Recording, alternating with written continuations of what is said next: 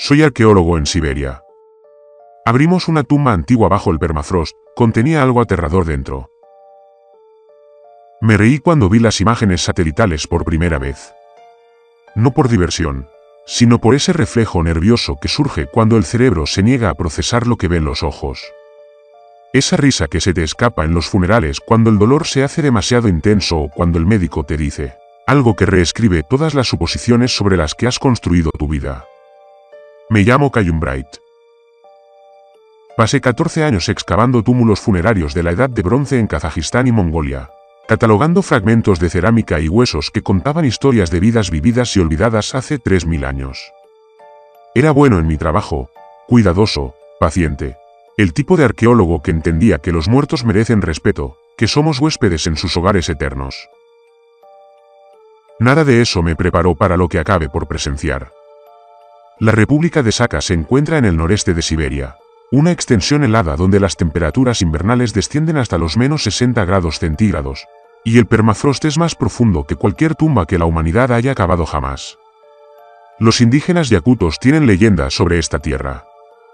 Historias de cosas enterradas bajo el hielo que nunca deberían ver la luz del sol, de sonidos que resuenan bajo tierra cuando la aurora brilla verde en lo alto. Descarté esas historias como folclore. Mitología encantadora diseñada para explicar el inquietante aislamiento de un paisaje que hace que la Antártida parezca hospitalaria. La tumba no estaba enterrada. Eso fue lo primero que destrozó mi comprensión. Estaba creciendo, emergiendo desde debajo del permafrost como un diente que brota de una encía enferma, subiendo 3 centímetros cada mes desde que un estudio minero la detectó por primera vez en octubre de 2023.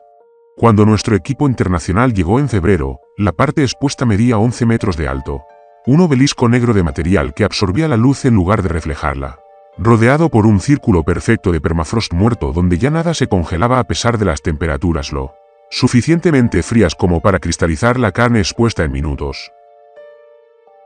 Los geólogos de nuestro equipo, Ardi Bulov y su asistente Leonid, realizaron sus mediciones iniciales 3 veces porque las cifras no tenían sentido. La estructura se extendía hacia abajo, no metros, sino millas. Suyo radar mostró que se extendía hacia el manto terrestre como un sistema de raíces que se alimenta de algo en las profundidades. Y tenía su propia gravedad. Las agujas de la brújula giraban inútilmente en un radio de media milla. El agua no caía directamente cerca del obelisco.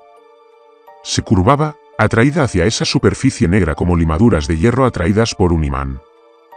Uno de nuestros drones simplemente se estrelló contra el costado, incapaz de compensar la fuerza gravitacional localizada.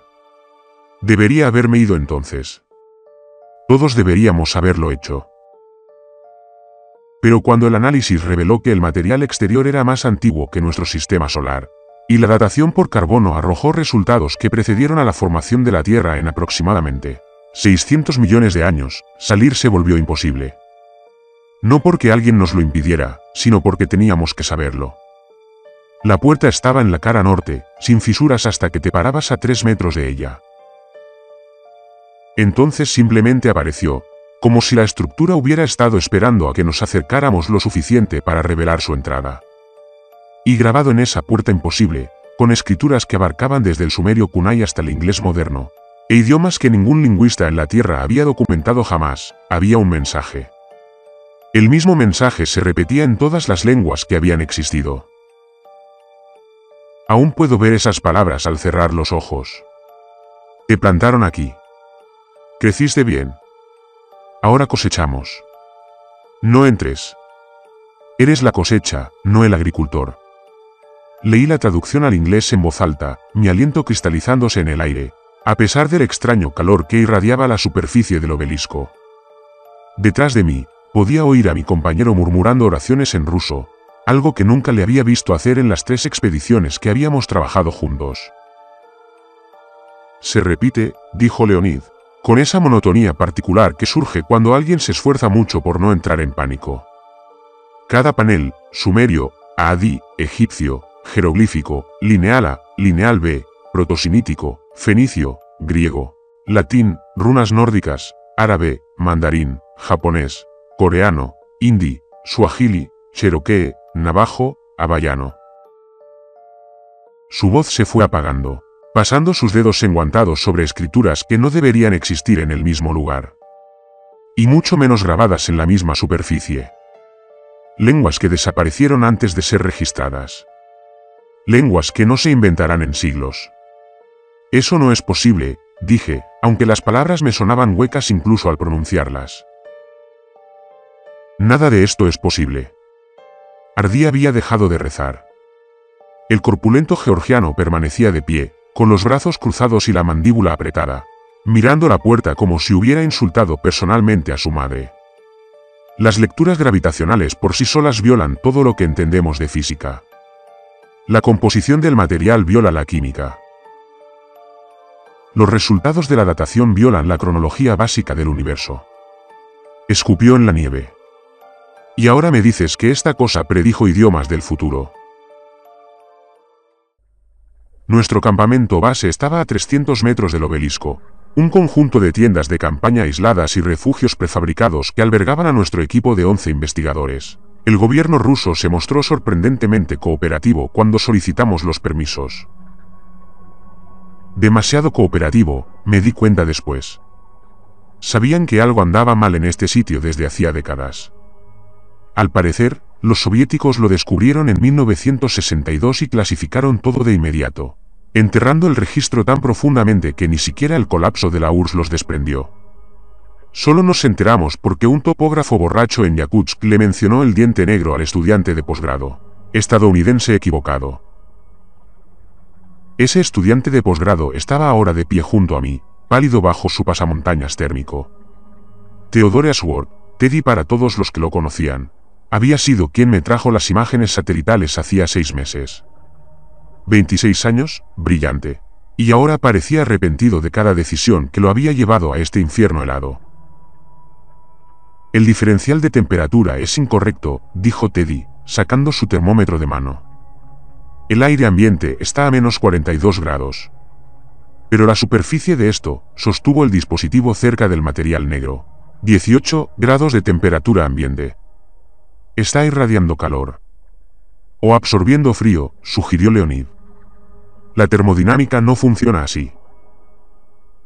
Tampoco es una puerta que aparece al acercarse.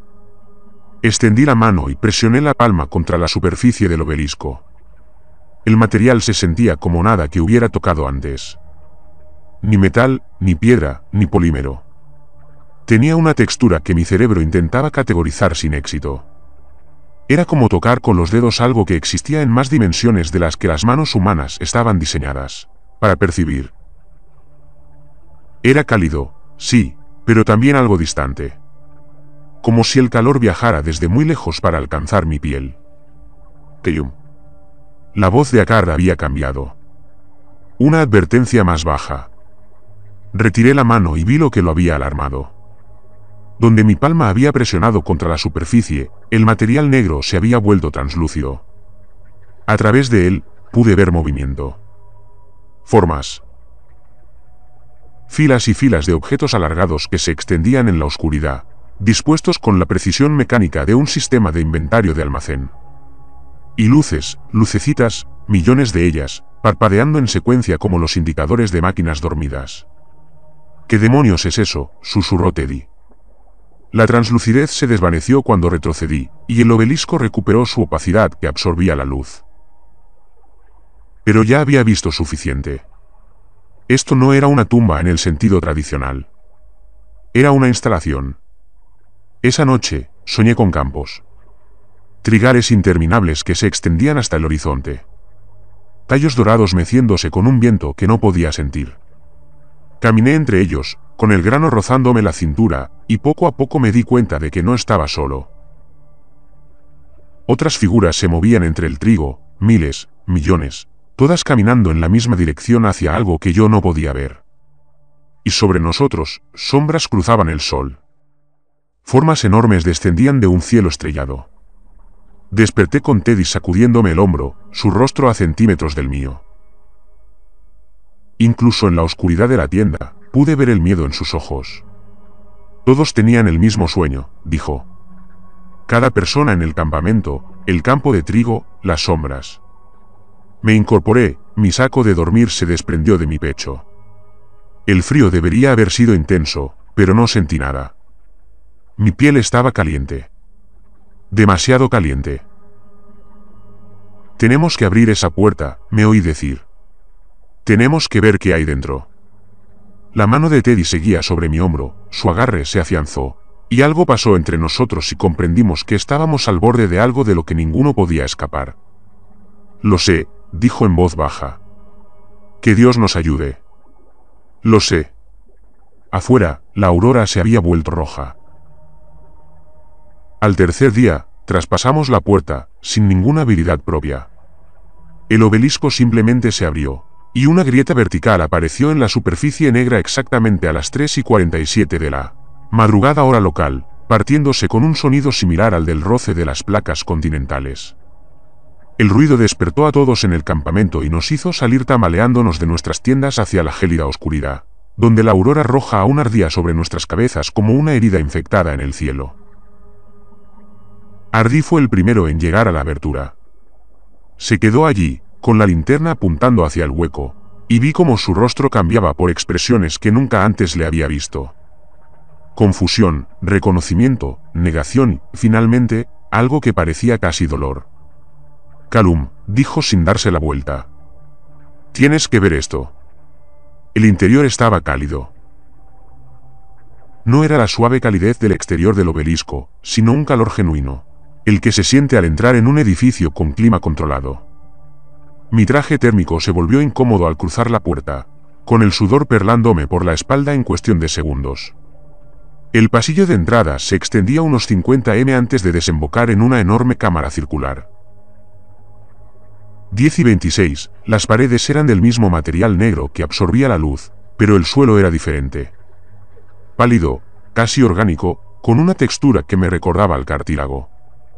Cedió ligeramente bajo mis botas, recuperando su forma original como tejido vivo. ¿Es esto?, preguntó Teddy, agachándose, presionando la palma de la mano contra el suelo. Esto parece piel. No, dije, levantándolo del brazo. Su cuerpo se sintió cálido contra el mío por un instante, y lo sentí inclinarse ante el contacto antes de alejarse. No sabemos qué hace todo esto. La cámara contenía 3 pasillos que se ramificaban en diferentes direcciones. Sobre la entrada de cada pasillo, símbolos iluminados habían empezado a brillar. Una suave luz azul pulsaba a un ritmo incómodamente cercano al latido de un corazón humano. Deberíamos separarnos, sugirió Leonid. Abarcar más terreno. ¿Para nada? Acardi negó con la cabeza. Permanecemos juntos. Documentamos todo. No tocamos nada a menos que sea absolutamente necesario. Nuestro equipo se había reducido a 6 para esta exploración inicial. Yo, Ardí, Leonid, Teddy y otros 2. Un ingeniero estructural noruego llamado Oscar Lindgren y un paleobiólogo británico llamado Douglas Mercer. Los 5 miembros restantes se habían quedado en el campamento base para monitorear las comunicaciones y coordinarse con nuestro equipo de apoyo en Yakutsk. Elegimos el corredor más a la izquierda. Los símbolos que lo cubrían formaban una figura que Douglas identificó como vagamente similar a las representaciones mesopotámicas del almacenamiento de grano, lo cual era apropiado dado el mensaje en la puerta.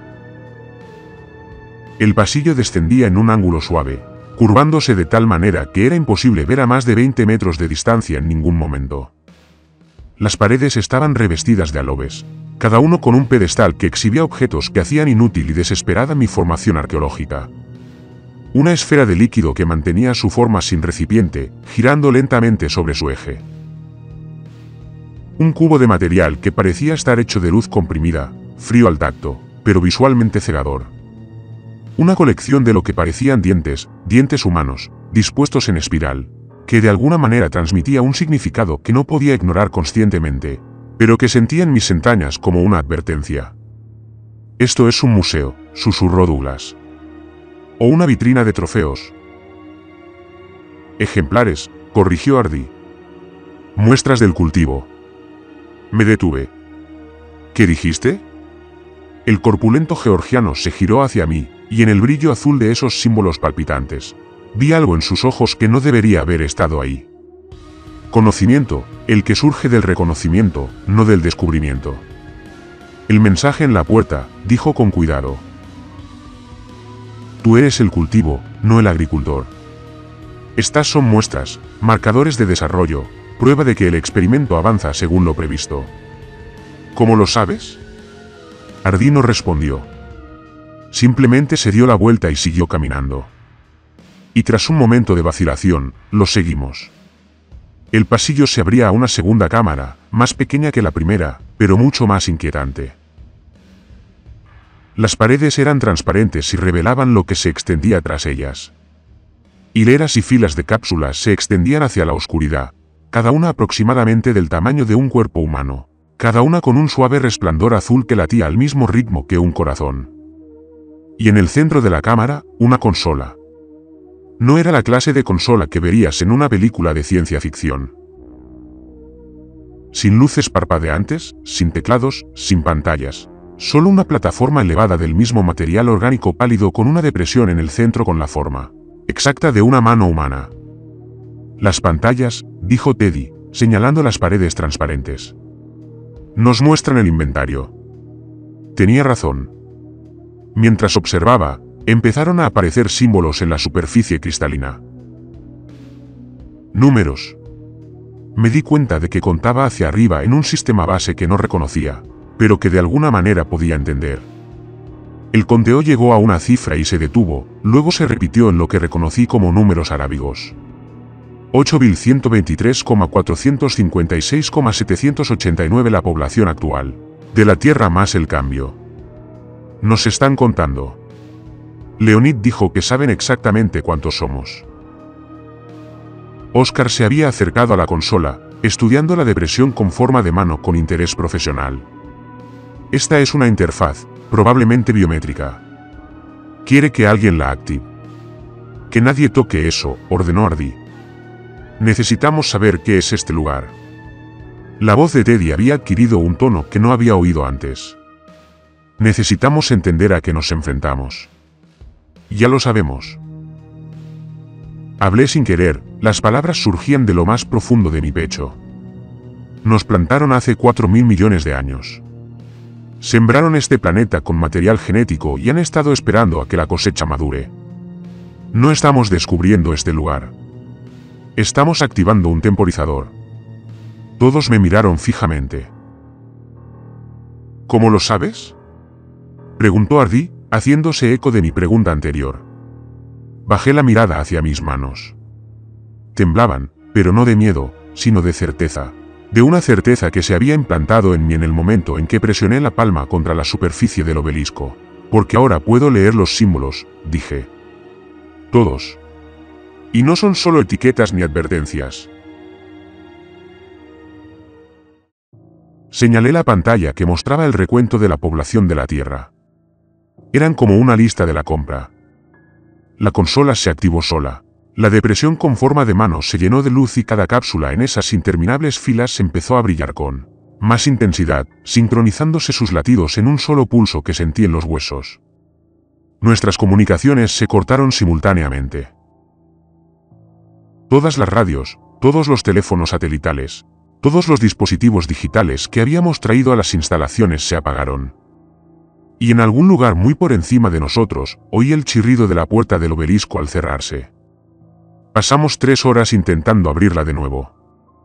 Oscar la atacó con todas las herramientas que habíamos traído, brocas con punta de diamante que se rompían contra la superficie negra, cortadores de plasma que ni siquiera subían la temperatura, dispositivos ultrasónicos que simplemente dejaban de funcionar al apuntar al material.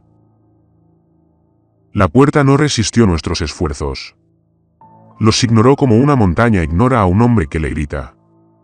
Los demás vendrán a buscarnos, dijo Douglas. Estaba sentado contra la pared de la cámara de entrada, con su kit de paleobiólogo abierto a su lado, aunque no había nada orgánico allí que pudiera estudiar. Nada orgánico excepto nosotros. Si no nos registramos, enviarán un equipo. ¿Y qué encontrarán?, preguntó Leonid. Una puerta sellada. Darán por sentado que estamos dentro y esperarán a que salgamos. Para cuando se den cuenta de que algo anda mal y pidan ayuda, ya llevaremos días aquí abajo. Tenemos agua para 48 horas, informó Oscar, revisando su mochila. Comida para 72 si la racionamos.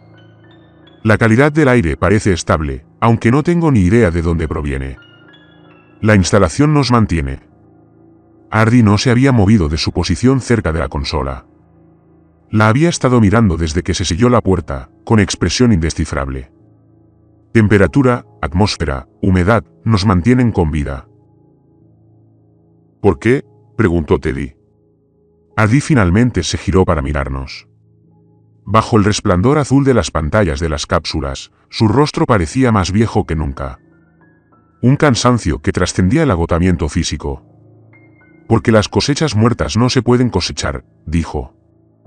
Crucé la cámara para pararme a su lado. Te has estado conteniendo desde que llegamos.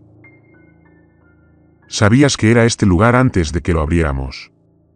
¿Cómo? Durante un largo rato, Ardi no respondió. Luego metió la mano en su abrigo y sacó una fotografía, arrugada y descolorida, de esas imágenes que se han manipulado miles de veces a lo largo de décadas. Me la entregó. La foto mostraba a un joven con uniforme militar soviético de pie frente a un obelisco negro, el mismo obelisco.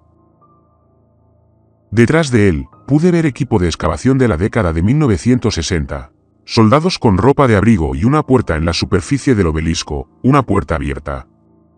Mi abuelo, dijo Ardi, el teniente coronel Yevgeny Bulov, formó parte del equipo original que descubrió este sitio en 1962. 37 hombres entraron en las instalaciones. Salieron 3.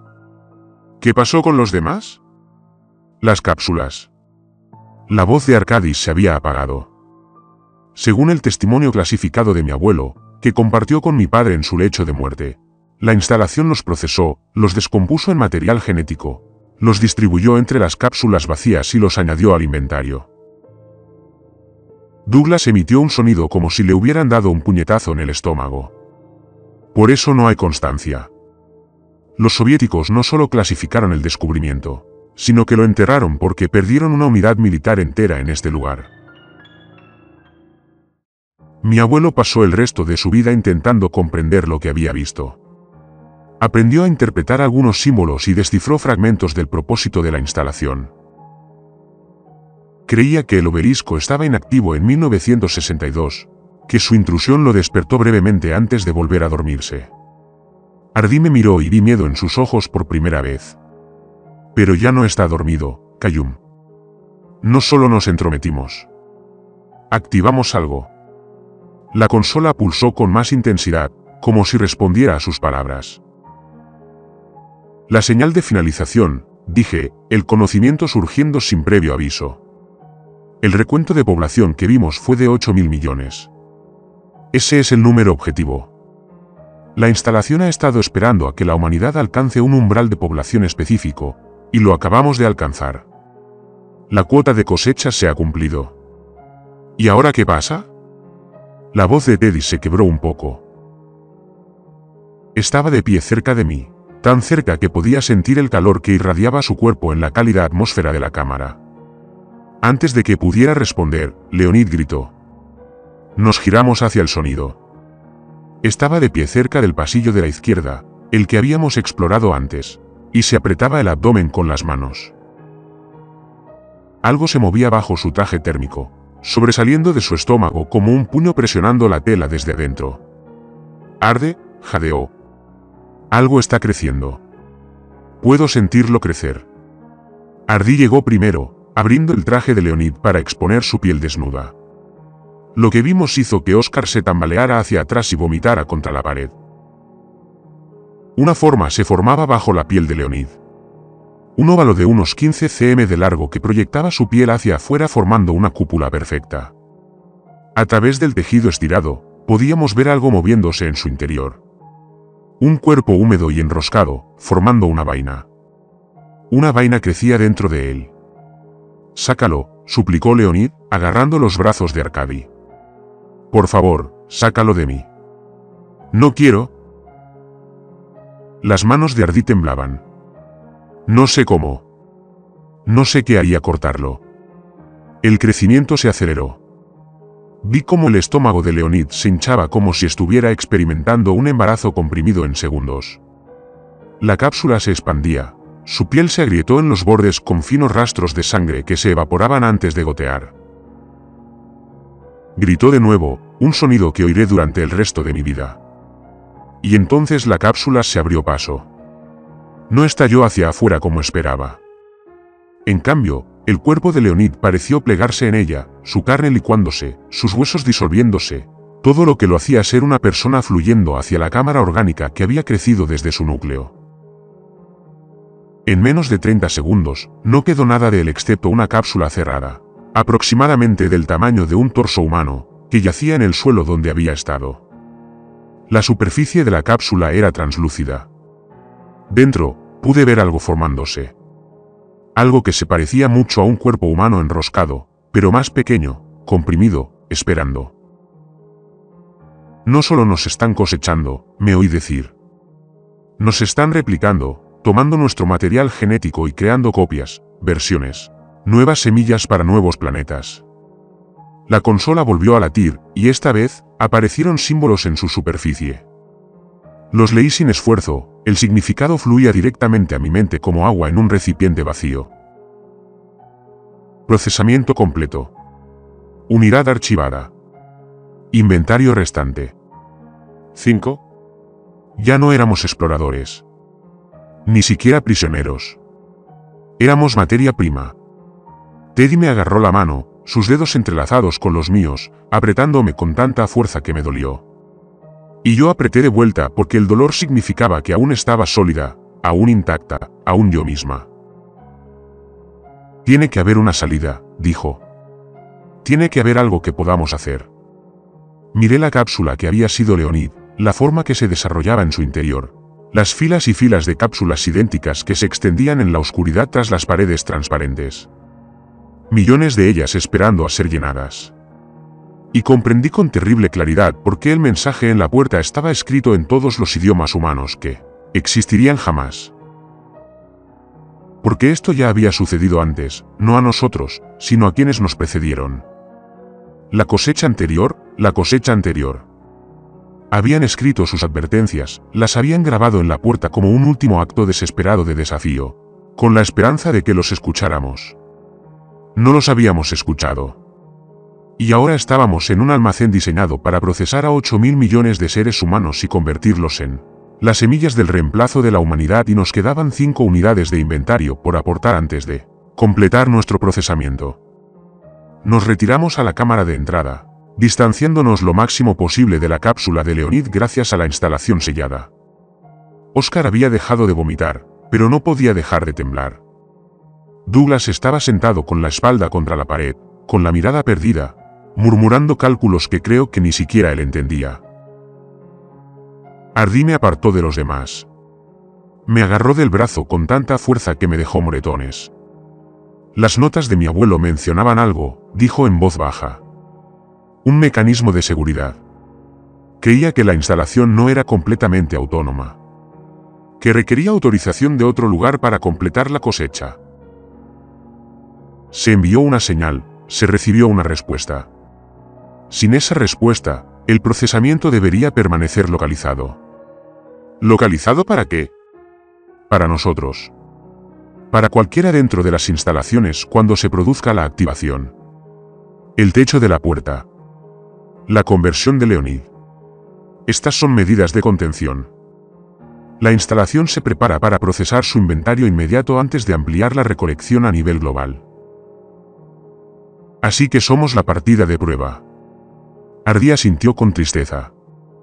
Mi abuelo teorizó que si se pudiera impedir que la instalación enviara su señal de finalización, o si la señal se pudiera interceptar antes de llegar a su destino, la cosecha mayor podría retrasarse, quizás indefinidamente.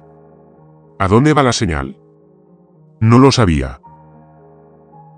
En algún lugar más allá de la Tierra, más allá de nuestro sistema solar, probablemente. La instalación es un nodo en una red más grande, una sola estación de procesamiento en un sistema que se extiende. Su voz se fue apagando, señalando vagamente hacia arriba. Todo, quizás. Teddy se había acercado mientras hablábamos. Estaba tan cerca que su hombro rozó el mío, y me encontré inclinándome hacia el contacto sin quererlo conscientemente. Escuché casi todo lo que dijo. Dijo, ¿te refieres a sabotaje, a destruir la capacidad de comunicación de la instalación? ¿Es posible?, le pregunté a Ardí. Mi abuelo creía que el panel de comunicaciones estaba ubicado en la parte más profunda de la instalación, a kilómetros de profundidad, cerca del sistema de raíces de la estructura. Nunca lo alcanzó. Los 3 supervivientes apenas lograron volver a la superficie antes de que la puerta se sellara tras ellos. Arcadia apretó la mandíbula, pero cartografió lo que pudo. Las raíces, las cámaras, los peligros. Tengo sus notas. Las he memorizado. Viniste aquí planeando esto. Me di cuenta de que esto no era solo una expedición arqueológica para ti. Has estado esperando la reactivación de las instalaciones para poder terminar lo que tu abuelo empezó. Ardí no lo negó. Mi familia ha llevado esta carga durante 62 años. 62 años sabiendo lo que se esconde bajo el permafrost y sin poder convencer a nadie en el poder de que lo tomara en serio. Cuando Teddy trajo esas imágenes satelitales a la comunidad académica, supe que la activación estaba comenzando.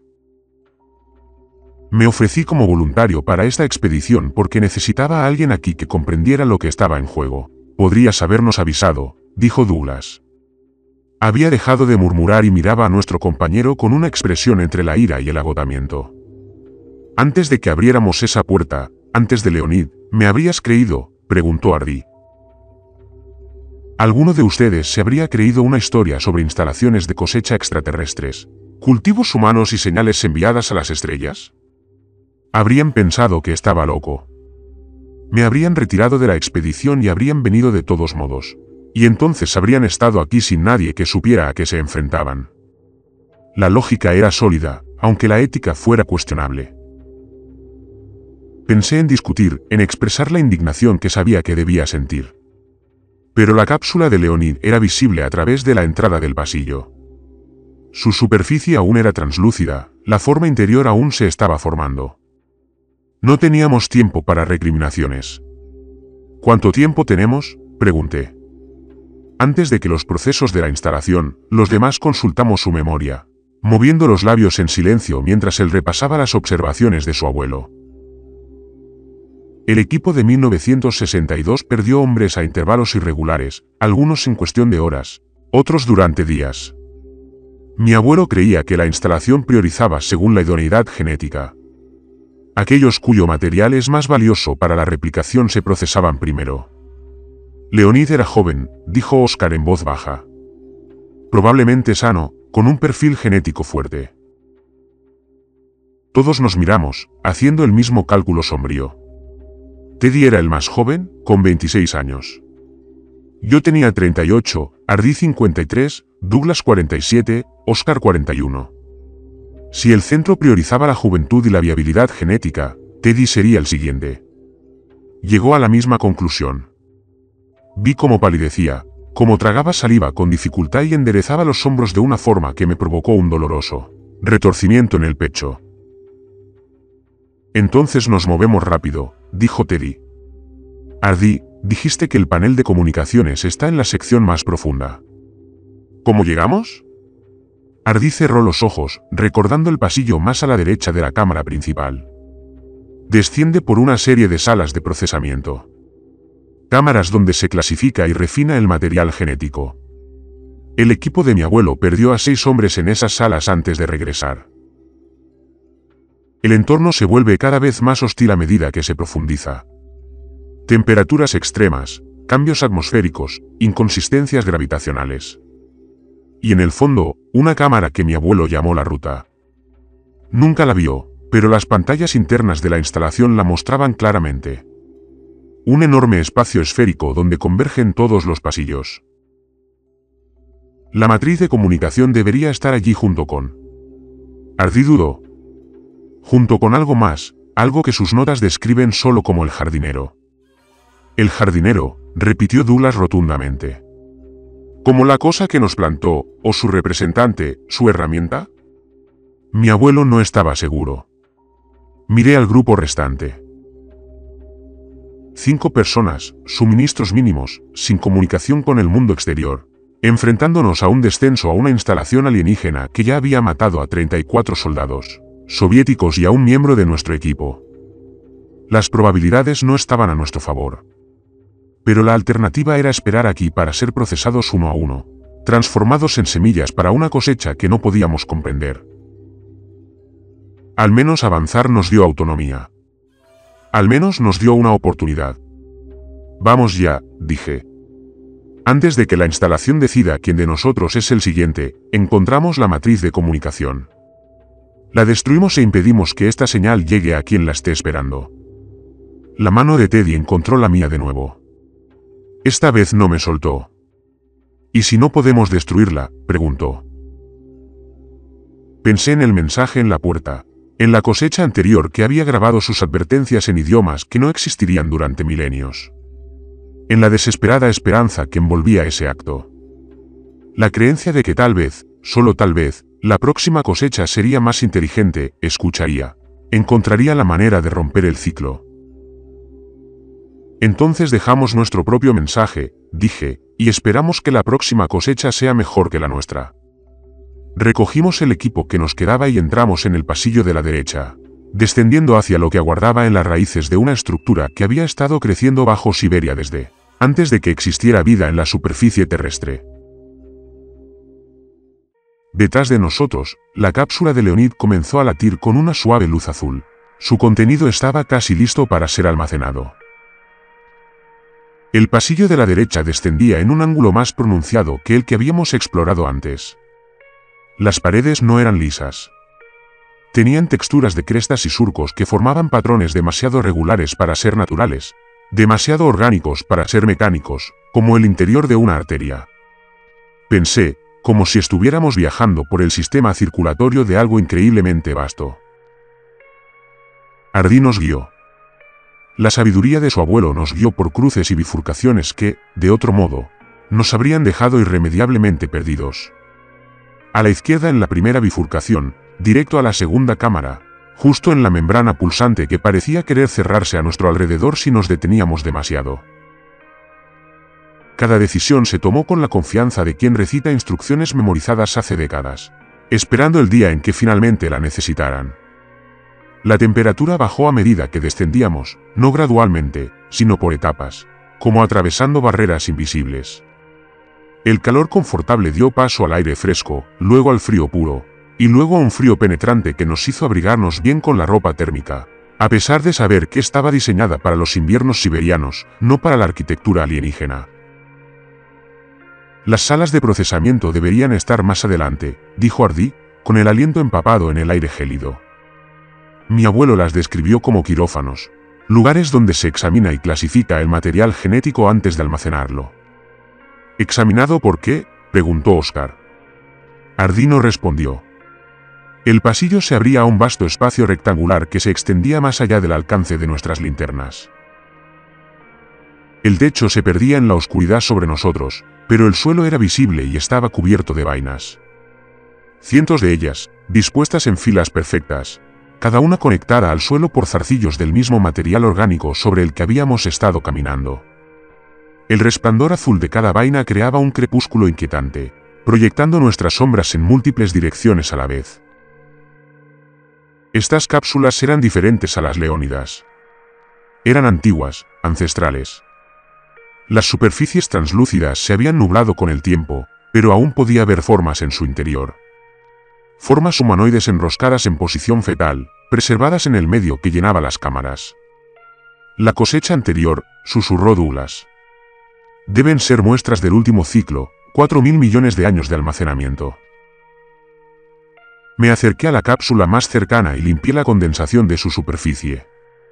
El rostro interior era humano, completamente humano, inconfundiblemente humano, la misma estructura ósea, las mismas proporciones, los mismos rasgos que había visto en todas las personas que había conocido. Pero la piel tenía un tinte grisáceo, y los ojos estaban abiertos, mirando al vacío, con las pupilas dilatadas hasta consumir todo el iris. Se ven exactamente igual que nosotros, dijo Teddy. Estaba de pie junto a mí, tan cerca que nuestros hombros se tocaban. Su calor contra mi brazo era la única sensación reconfortante en esta catedral congelada de carne preservada. Hace 4.000 millones de años, y se ven exactamente igual que nosotros. Porque somos copias de ellos, dije.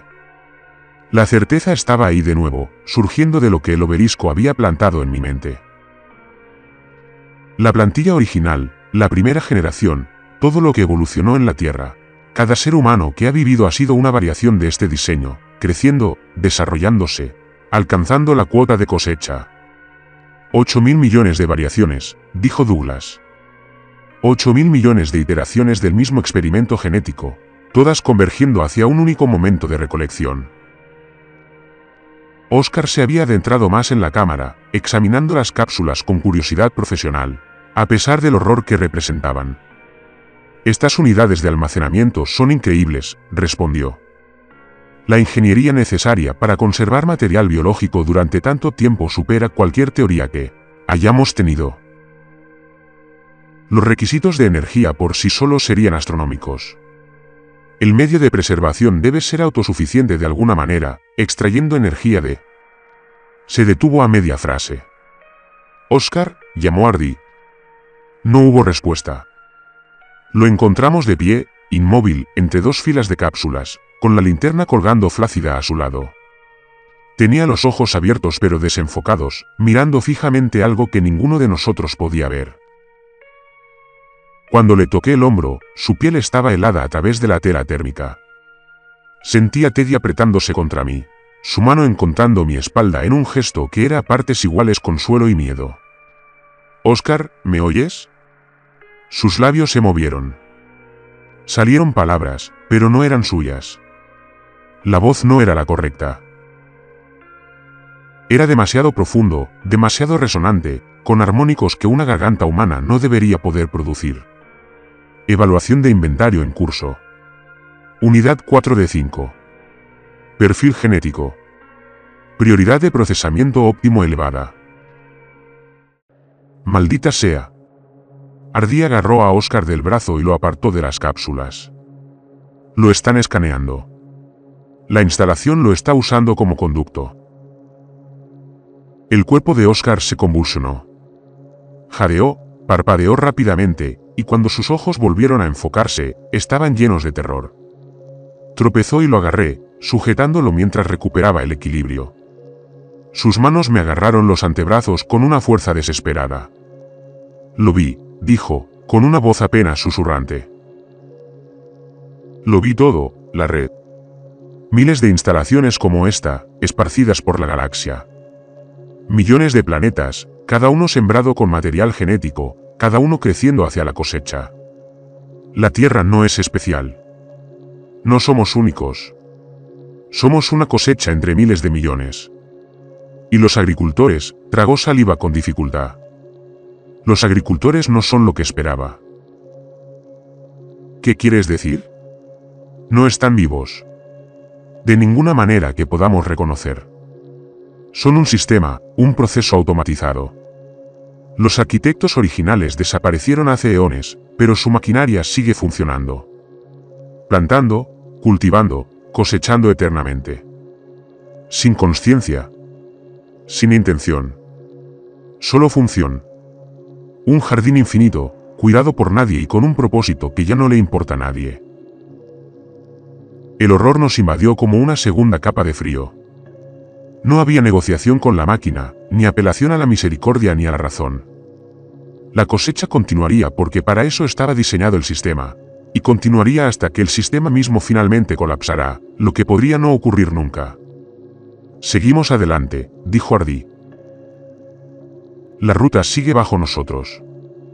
Si logramos destruir la matriz de comunicaciones, al menos podremos desconectar esta instalación.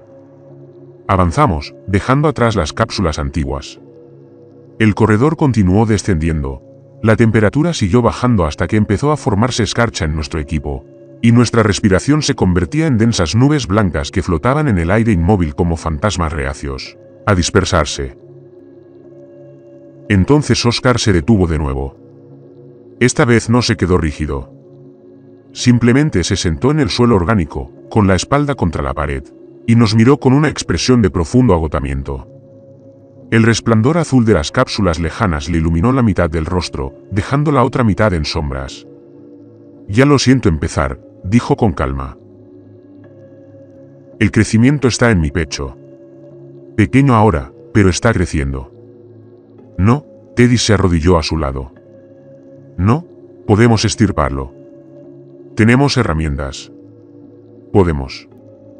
«¿Viste lo que le pasó a Leonid?». Oscar negó con la cabeza. «Cortar no servirá de nada. La cápsula no crece en mí. Me estoy convirtiendo en la cápsula.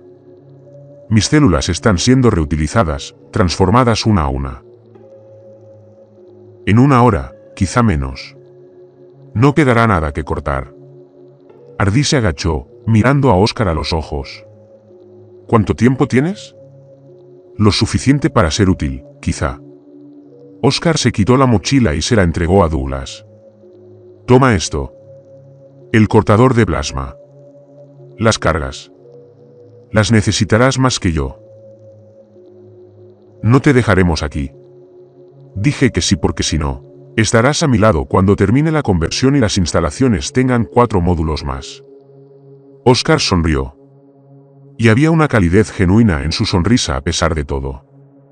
Nunca iba a sobrevivir a esto, Cayum. Ninguno de nosotros lo haría. Pero alguien debería intentarlo.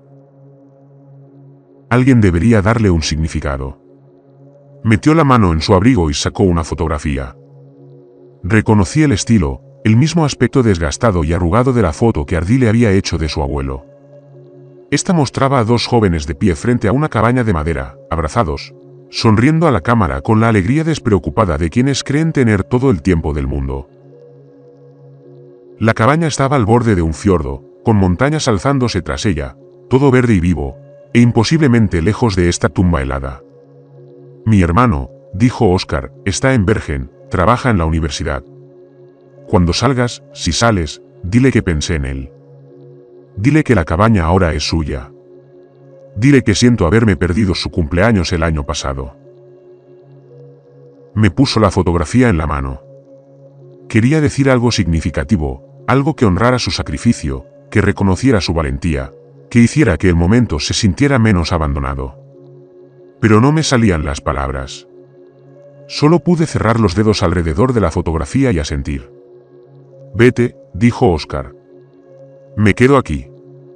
Cuando la conversación empiece en serio, haré ruido, llamaré la atención, quizá te gane tiempo». Lo dejamos allí, sentado solo en un pasillo a kilómetros bajo el permafrost siberiano, esperando convertirse en materia prima para un sistema de cosecha alienígena. No miré atrás. No podía. La mano de Teddy encontró la mía mientras caminábamos, y ninguno de los dos la soltó. El pasillo se estrechaba a medida que descendíamos. Las paredes se apretaban cada vez más hasta que caminamos en fila india. Primero Ardí, luego Douglas, luego yo, y finalmente Teddy cerrando la marcha. El frío se había vuelto tan intenso que se me entumecieron los dedos dentro de los guantes, y sentía cristales de hielo formándose en la nariz con cada respiración. Me ardían los pulmones con cada inhalación. «Listo», dijo Ardí, deteniéndose tan de repente que Douglas se golpeó la espalda. El pasillo terminaba en una abertura circular que daba a un espacio imposible. ¿La ruta? Era una esfera, tal como la había descrito el abuelo de Ardí, pero ninguna descripción me habría preparado para la magnitud. La cámara tenía fácilmente 1 kilómetro de diámetro. Sus paredes estaban revestidas de millones de cápsulas dispuestas en perfectos anillos concéntricos. Cada cápsula brillaba con una suave luz azul. Cada una contenía una figura humana. Cada una latía al ritmo sincronizado que habíamos notado por primera vez en las cámaras superiores. El resplandor combinado creaba una penumbra artificial que hacía que el espacio se sintiera infinito y sofocante a la vez. Y en el centro de la esfera, suspendido por zarcillos de materia orgánica que la conectaban a cada cápsula en cada pared, estaba el jardinero. No estaba vivo. Oscar tenía razón en eso. Era una máquina, una construcción del mismo material negro que el obelisco, con la forma de un esqueleto humano, estirado hasta 3 veces su altura normal y retorcido en formas geométricas que me hacían llorar al intentar seguirlas.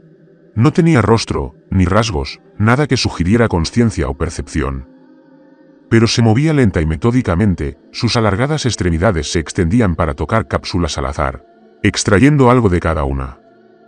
Un brillo, una chispa, algo intangible, y lo recogía en su masa central, catalogándolo, procesándolo, preparando el inventario para su transmisión.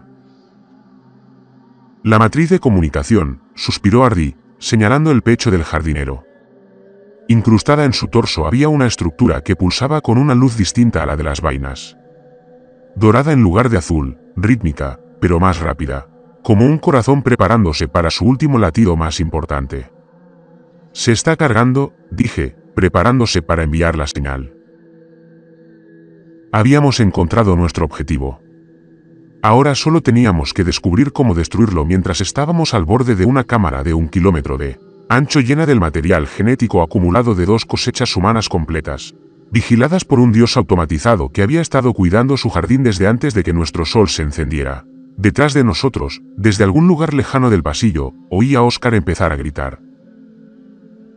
Los gritos de Oscar se desvanecieron en silencio después de lo que parecieron horas, pero probablemente solo minutos. Ninguno de nosotros habló sobre el significado de ese silencio. No hacía falta. Los 4 nos quedamos al borde del camino, observando al jardinero mientras continuaba con su metódico trabajo. La cámara no tenía suelo visible, solo vainas que se extendían hacia abajo en la oscuridad, y la esfera continuaba bajo nosotros hasta donde se elevaba.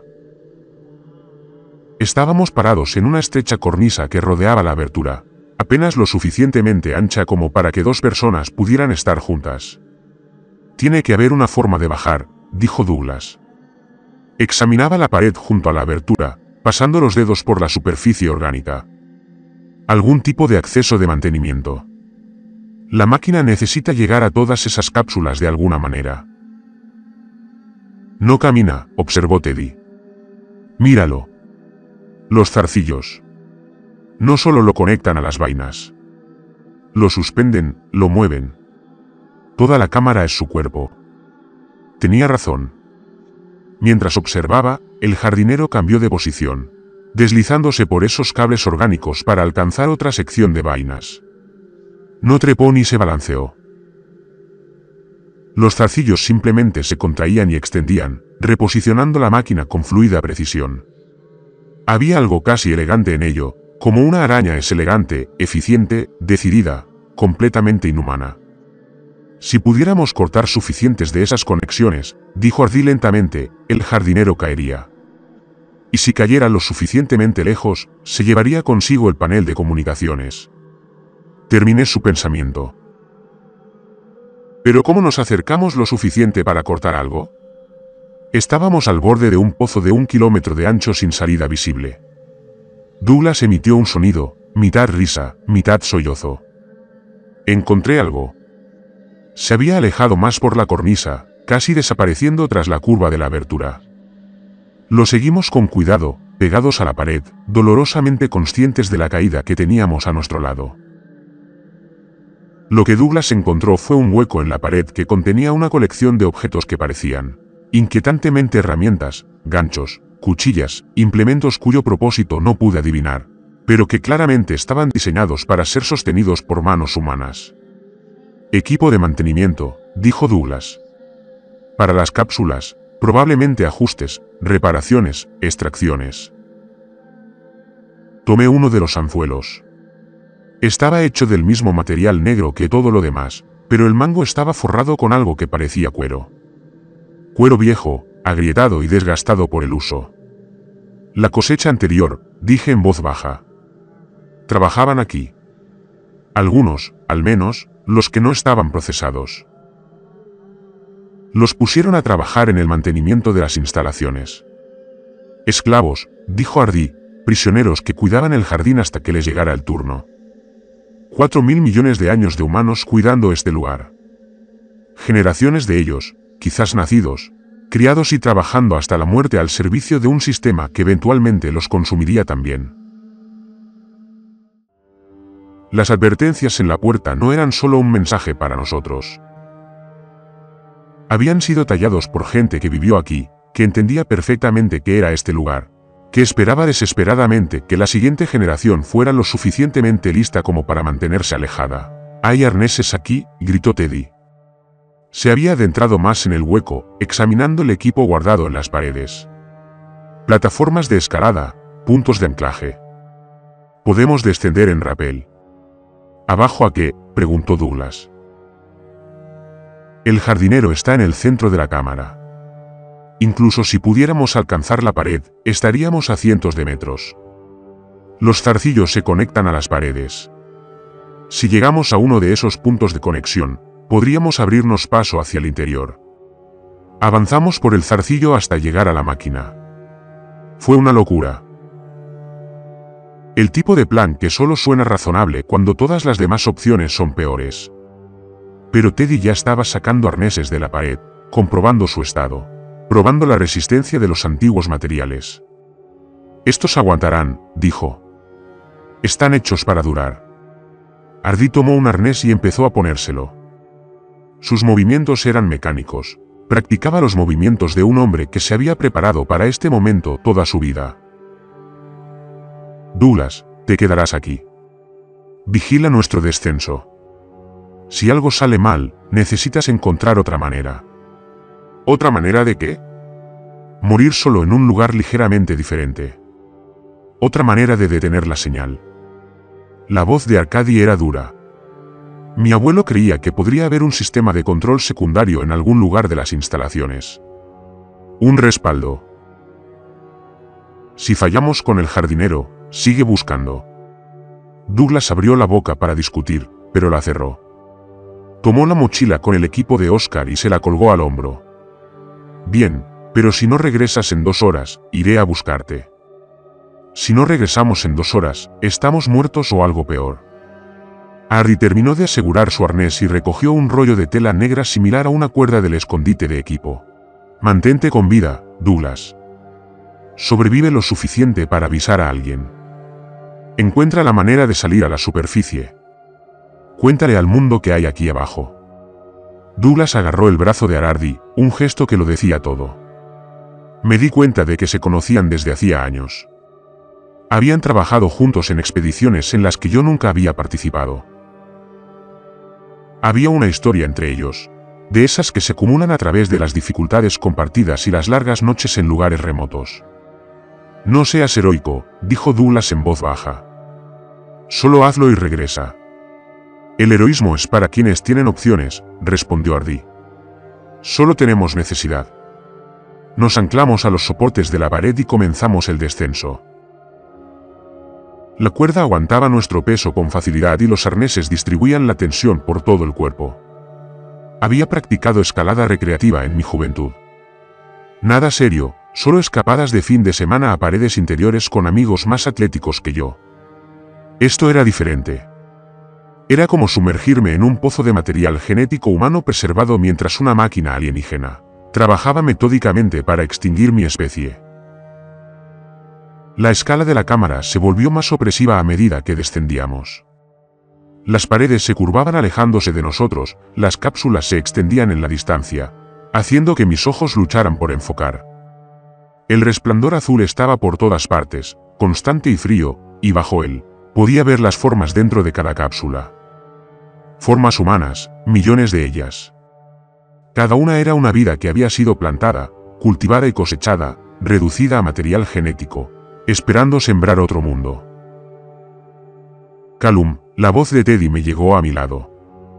Descendíamos en paralelo, tan cerca que podríamos tocarnos si extendíamos la mano. Si no lo logramos, no lo hagamos. Necesito decir esto. Detuvo su descenso, suspendido en el aire, y me detuve a su lado.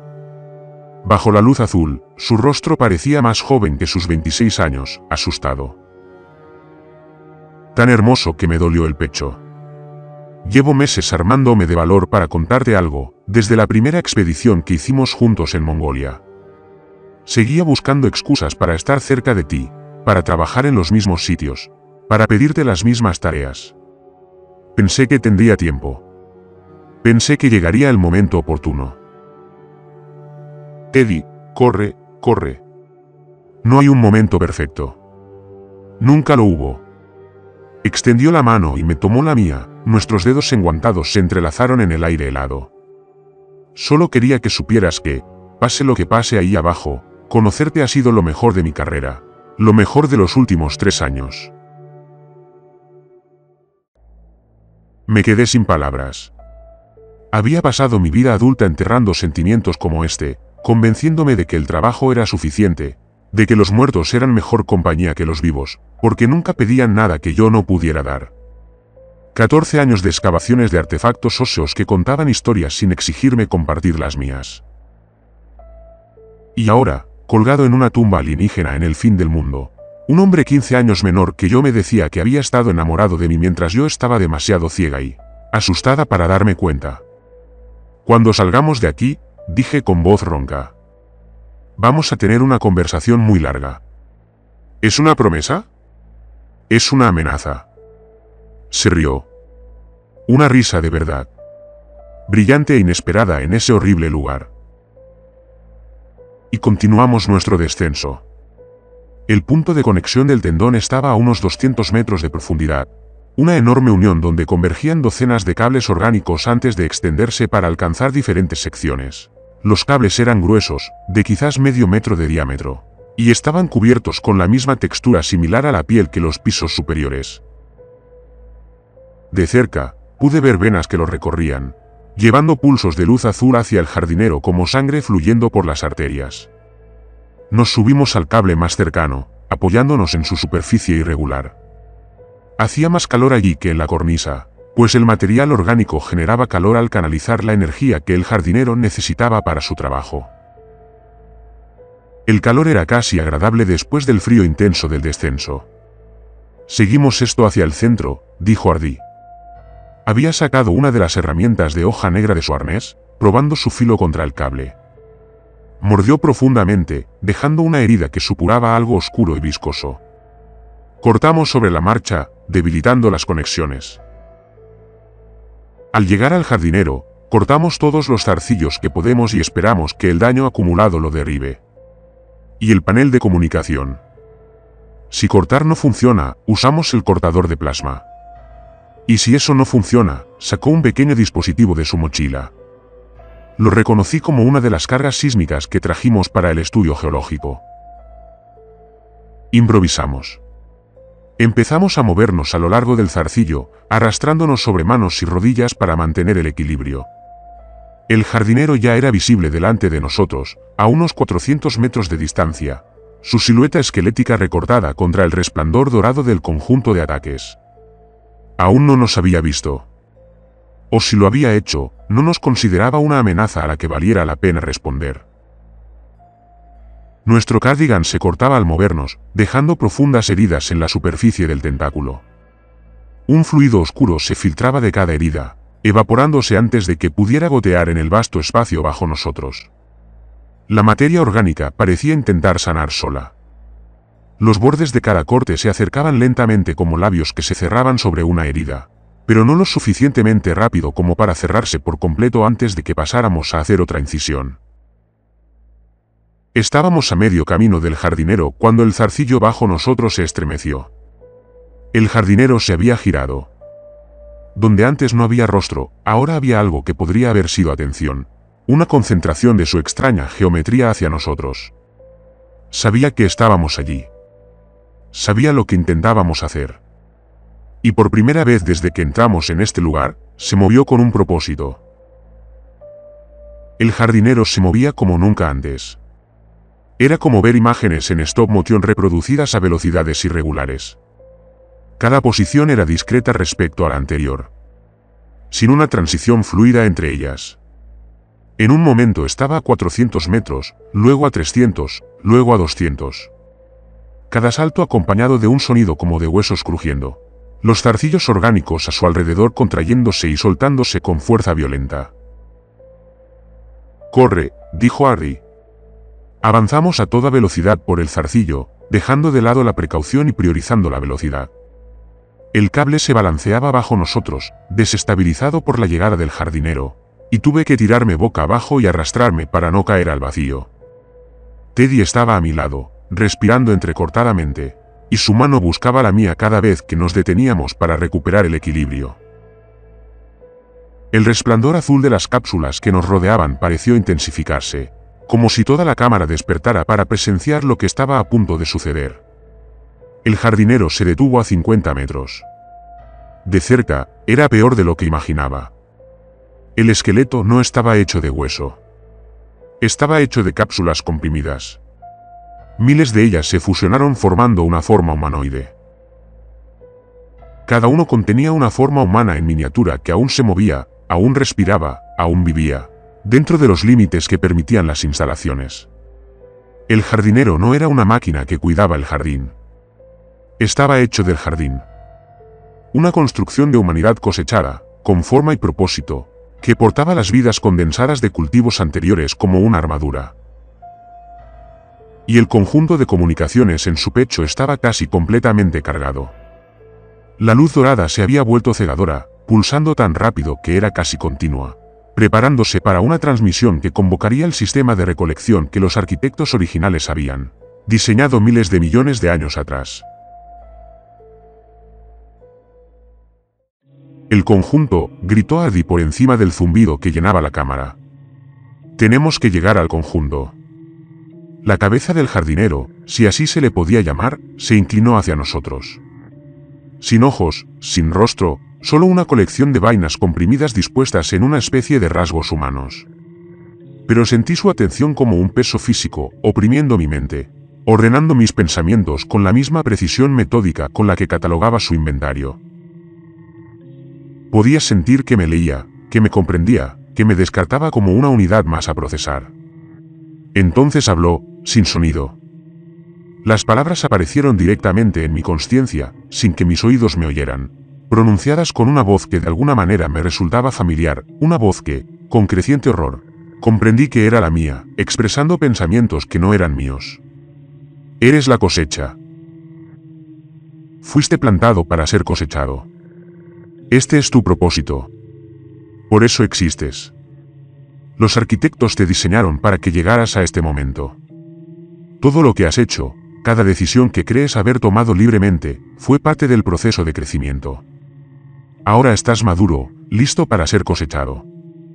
Existimos porque así lo elegimos, grité, sin saber si me oía, sin importarme. No somos semillas. No somos inventario. Somos personas, tenemos vidas, historias, amores. Nos importamos los unos a los otros, aunque no le importemos a tu sistema. Son semillas que se creen jardineros. La creencia no cambia su función. Un tallo de trigo que sueña con ser agricultor sigue cosechando al final de la temporada. La cosecha continuará. Siempre ha continuado. Siempre continuará. El jardinero levantó un brazo alargado y el zarcillo bajo nosotros comenzó a moverse, sin balancearse, a remodelarse. La materia orgánica fluyó como un líquido, reorganizándose alrededor de nuestras piernas, intentando inmovilizarnos. Teddy gritó cuando la sustancia trepó por sus muslos, endureciéndose hasta formar ataduras que se sentían cálidas y casi suaves contra su piel. Callum, jadeó. No puedo moverme. No puedo. Ardi no dudó. Sacó la carga sísmica, la armó con un rápido giro de muñeca y la lanzó directamente al pecho del jardinero. El lanzamiento fue perfecto. Décadas de preparación condensadas en un solo movimiento. La explosión fue más pequeña de lo que esperaba. Un crujido agudo en lugar de un estruendo atronador, pero impactó en el centro del conjunto. Una luz dorada se dispersó en todas direcciones, fragmentándose en miles de chispas que caían en la oscuridad. El jardinero se tambaleó hacia atrás, sus movimientos imposibles se volvieron espasmódicos y descoordinados. Las ataduras que nos sujetaban las piernas se aflojaron, y el material orgánico perdió cohesión al fallar la inteligencia central que lo controlaba. Está dañado, dijo Teddy, liberándose. El conjunto está dañado, pero no destruido. Mientras observaba, el resplandor dorado comenzó a reconstruirse. La superficie del conjunto se recompuso de la nada. Fragmentos de luz se arrastraron hacia el pecho del jardinero como limaduras de hierro que regresan a un imán. El jardinero se estabilizó, se giró hacia nosotros, y vi algo nuevo en su postura.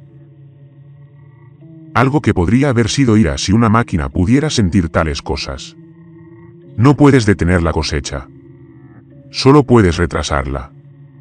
La señal será enviada. La recolección continuará. Eres inventario. Serás procesado. Tu resistencia no tiene importancia. El sistema ha funcionado durante 4.000 millones de años. Funcionará durante 4.000 millones más. Tiene que haber otra manera, dije, con la desesperación quebrando mi voz. Alguna forma de anular el sistema, de apagarlo permanentemente. Todo sistema tiene una debilidad. El jardinero guardó silencio un largo momento.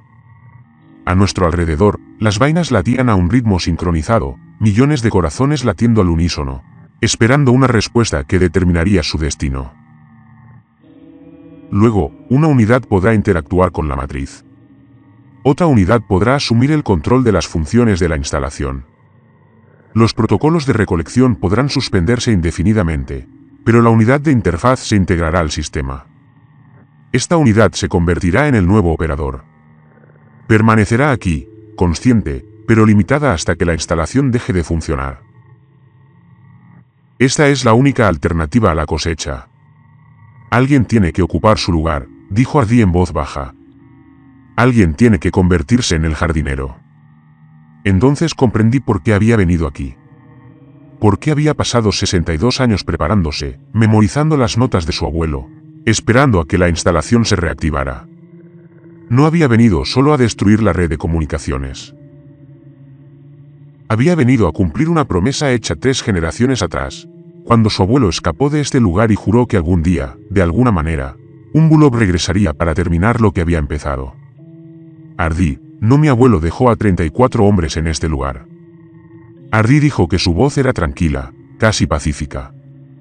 Cargó con esa culpa hasta el día de su muerte. Pesadillas cada noche durante 40 años. Mi padre cargó con ellas, sin saber nunca toda la verdad, pero sintiendo su peso en nuestra familia como una maldición heredada de la sangre. Yo las he llevado toda mi vida. Me miró y vi lágrimas congelándose en sus mejillas en el aire frío. Alguien tiene que quedarse. Alguien tiene que asegurarse de que la señal nunca se transmita. Que sea yo. Permítame finalmente acallar los fantasmas de mi familia. Tiene que haber otra manera. Podemos encontrar otra. Podemos. No la hay. Sonrió, una sonrisa triste y cansada que lo hacía parecer mayor de sus 53 años. Sabía que esto podría ser necesario desde que leí las notas de mi abuelo. Lo he aceptado, Calum. Para esto nací. Por eso la familia Bulov ha llevado esta carga durante 3 generaciones. Me puso la mano en el hombro, agarrándome con firmeza a pesar de todo. Cuídense, Calum. Tú y Teddy, salgan de aquí. Salgan a la superficie. Cuéntenle al mundo lo que hay aquí abajo. Asegúrate de que nadie vuelva a abrir esta puerta. Y díselo a Douglas. Hizo una pausa, con un destello en su rostro. Dile, siendo no haber dicho lo que debía haber dicho. Lo entenderá. Se giró hacia el jardinero y empezó a caminar junto al zarcillo. La materia orgánica no intentó contenerlo. Se abrió ante sus pies, creando un camino directo al pecho de la máquina, dándole la bienvenida como un sacrificio que camina voluntariamente hacia un altar. Ardí. La voz de Teddy se quebró. Por favor, tiene que haber otra manera. Ardí no miró atrás. Llegó hasta el jardinero, puso las manos sobre el conjunto dañado y cerró los ojos. Sus labios se movieron en lo que podría haber sido una oración, una despedida o simplemente las últimas palabras de un hombre que acepta su destino. La transformación fue inmediata y absoluta. El cuerpo de mi compañero se puso rígido y luego comenzó a disolverse, no de forma desordenada ni violenta, sino con suavidad, como si el azúcar se disolviera en agua. Su carne se volvió translúcida, luego transparente, y luego simplemente desapareció. En su lugar, un nuevo tejido creció del conjunto, llenando los huecos en el esqueleto del jardinero, reemplazando las secciones dañadas con algo que una vez fue un geólogo georgiano con un legado familiar y una misión que se había preparado toda la vida para completar. Al terminar, el jardinero se irguió de nuevo, pero la luz dorada de su pecho se había apagado. La señal nunca se enviaría. Y cuando se giró hacia nosotros, vi los ojos de Ardí observando desde esa cabeza sin rostro. Ojos humanos, ojos conscientes, ojos que nos reconocieron y nos decían que corriéramos. Corrimos. Los tentáculos no intentaron detenernos. Las defensas de la instalación se habían inactivo. Las cápsulas a nuestro alrededor se atenuaron del azul a un gris tenue mientras la energía se redirigía a otra parte. Regresamos a toda prisa por el cable. Encontramos nuestras cuerdas y nos subimos a la cornisa donde Douglas nos esperaba. ¿Qué pasó?, preguntó Douglas mientras caíamos al suelo. Oí una explosión. Vi que la luz se apagaba. ¿Qué le pasó a nuestro Ardí? No pude responder. Teddy tampoco. Nos quedamos allí tumbados, jadeando, mirando la cámara a oscuras donde nuestro amigo se había sacrificado para convertirse en algo por lo que había luchado toda su vida. El jardinero permanecía inmóvil en el centro del camino, con los brazos a los costados y la cabeza gacha, esperando, vigilando su jardín con los ojos que una vez pertenecieron a un hombre que creía que algunas cosas valían la pena morir, algo peor que morir. Tenemos que irnos, dije finalmente. Necesitamos salir antes de que algo cambie. La instalación nos permitió salir. Los pasillos que nos habían parecido arterias en nuestro descenso ahora parecían rutas de escape que nos guiaban hacia la cámara de entrada. La cápsula de Leonid seguía allí, brillando tenuemente en la oscuridad, y Oscar había aparecido junto a ella. Dos nuevas incorporaciones a un inventario que jamás se recogería ahora que la señal se había cancelado. La puerta estaba abierta. El viento siberiano aullaba a través del hueco, trayendo copos de nieve que se derretían en nuestras caras como besos fríos, dándonos la bienvenida a un mundo que no sabía lo cerca que había estado de su fin. Douglas entró primero, luego Teddy. Me detuve en el umbral, mirando hacia la oscuridad de las instalaciones. En algún lugar, muy abajo, Ardíbulo vigilaba eternamente un jardín de almas humanas, asegurando que la cosecha nunca llegara. El mensaje en la puerta nos advertía que éramos cultivos, no agricultores. Pero a veces los cultivos producen espinas, a veces se defienden. A veces lo sacrifican todo para asegurar que la siguiente generación siga creciendo, libre de la sombra de quienes los plantaron. Crucé la puerta y me adentré en la noche helada, dejando la tumba a su nuevo guardián. 3 meses después, estaba en un cementerio de Tiflis, viendo a Douglas colocar flores en una tumba vacía. La lápida decía Ardíbulov, 1971 a 2026, seguido de unas palabras en georgiano que el propio Douglas había elegido. Me contó la traducción una vez. Se convirtió en el escudo para que otros pudieran seguir siendo la espada. No pregunté de dónde venía la frase. Algunas cosas entre ellos siempre habían sido privadas y la muerte no lo había cambiado. El gobierno ruso había sellado el sitio de Verkhoyansk una semana después de nuestro regreso. La versión oficial fue que un accidente minero mató a 6 investigadores. Nuestra expedición nunca se llevó a cabo. Nuestros colegas murieron de maneras que podrían explicarse por hipotermia y fallas del equipo, en lugar de instalaciones de cosecha extraterrestres y operaciones de cultivo genético de 4.000 millones de años de antigüedad. Intentamos decir la verdad, por supuesto. Teddy y yo pasamos semanas contactando a periodistas, científicos y a cualquiera que pudiera escucharnos. Pero sin pruebas, sin las fotografías confiscadas, sin las muestras incautadas, sin acceso a un sitio ahora rodeado de controles militares. Éramos solo 3 académicos traumatizados que sufrían delirios compartidos provocados por la exposición al frío extremo. Al final, dejamos de intentarlo.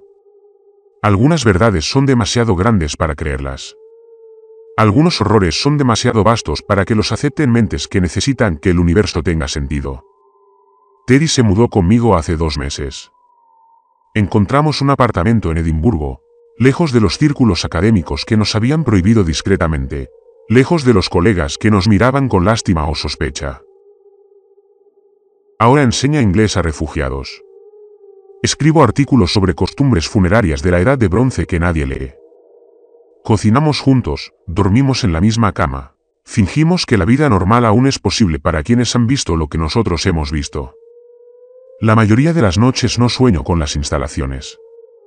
La mayoría de las noches puedo cerrar los ojos sin ver el rostro de Ardí disolverse en ese cuerpo esquelético, sin oír los gritos de Oscar resonando por pasillos de carne preservada, sin sentir el peso de 8.000 millones de almas oprimiendo mi conciencia. La mayoría de las noches, pero... A veces me despierto a las 3:47 de la madrugada, siempre a esa hora exacta, en el momento en que se abre la puerta, y siento algo observándome desde dentro de mi pecho. Una presencia, una presión, como una semilla esperando a germinar. Los médicos dicen que los crecimientos son benignos, pequeños nódulos, como los llaman, que han aparecido en pacientes de todo el mundo en los últimos meses. Nada de qué preocuparse. Probablemente sea ambiental. Probablemente coincidencia que todos tengan la misma forma, el mismo tamaño y la misma densidad. Probablemente no tenga importancia que aparezcan en los escáneres como óvalos perfectos, como huevos a punto de eclosionar. Teddy tiene 1. Douglas tiene 1. Yo tengo 3.